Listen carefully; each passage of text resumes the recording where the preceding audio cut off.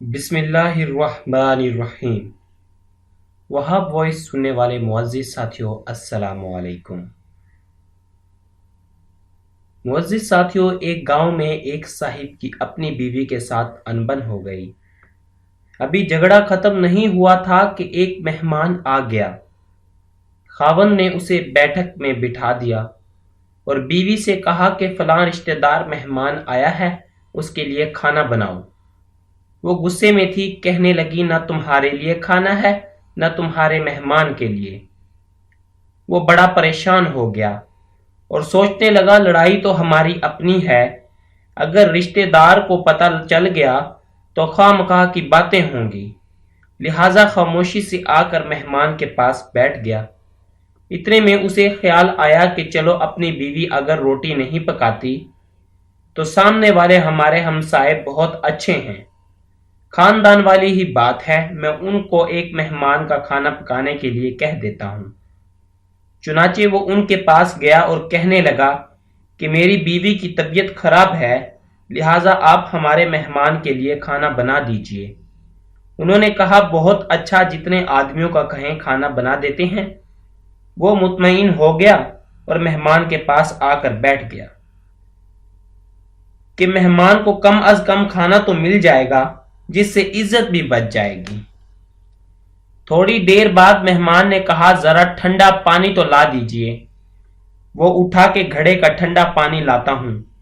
اندر گیا تو دیکھا بیوی صاحبہ زاروں قطار رو رہی ہے۔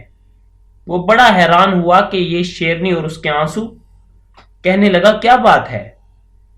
اس نے پہلے سے بھی زیادہ رونا شروع کر دیا۔ کہنے لگی بس مجھے معاف کر دیں۔ وہ بھی سمجھ گیا کہ کوئی وجہ ضرور بنی ہے، اس بیچارے نے دل میں سوچا ہوگا کہ میرے بھی وقت جاگ گئے ہیں، اور پھر کہنے لگا بتاؤ تو صحیح کیوں رو رہی ہو؟ اس نے کہا پہلے مجھے معاف کر دیں، پھر میں آپ کو بات سناؤں گی۔ خیر اس نے کہہ دیا کہ جو لڑائی جھگڑا ہوا ہے میں نے دل سے نکال دیا ہے اور آپ کو معاف کر دیا ہے۔ کہنے لگی کہ جب آپ نے آ کر مہمان کے بارے میں بتایا اور میں نے کہہ دیا نہ تمہارے لیے کچھ پکے گا نہ مہمان کے لیے، تو آپ تو چلے گئے، مگر میں نے دل میں سوچا لڑائی تو میری اور آپ کی ہے، اور یہ مہمان رشتہ دار ہے، ہمیں اس کے سامنے یہ پول نہیں کھولنا چاہیے۔ چنانچہ میں اٹھی کہ کھانا بناتی ہوں۔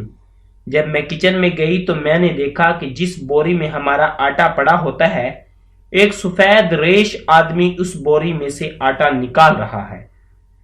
میں یہ منظر دیکھ کر سہم گئی۔ وہ مجھے کہنے لگا اے خاتون پریشان نہ ہو، یہ تمہارے مہمان کا حصہ تھا جو تمہارے آٹے میں شامل تھا، اب چونکہ یہ ہمسائے کے گھر میں پکنا ہے اسی لیے وہی آٹا لینے کے لیے آیا ہوں۔ مہمان بعد میں آتا ہے جبکہ اللہ تعالیٰ اس کا رزق پہلے بھیج دیتا ہے۔ اس ویڈیو کو صدقہ جاریہ سمجھ کر شیئر کریں، اور مزید اچھی ویڈیوز اور معلومات کے لیے ہمارا چینل ضرور سبسکرائب کریں۔ ملتے ہیں اگلی ویڈیو میں، تب تک کے لیے اللہ حافظ۔